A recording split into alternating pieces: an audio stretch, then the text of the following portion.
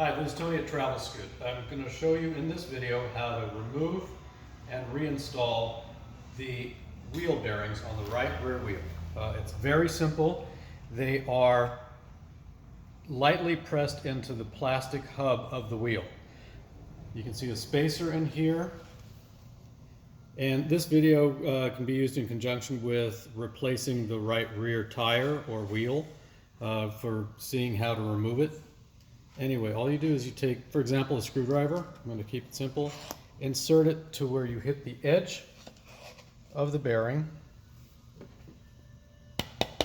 and tap lightly.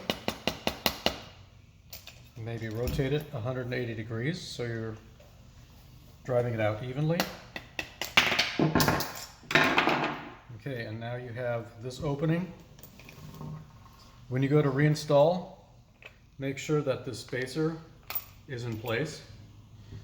Very simply place the bearing in the cup,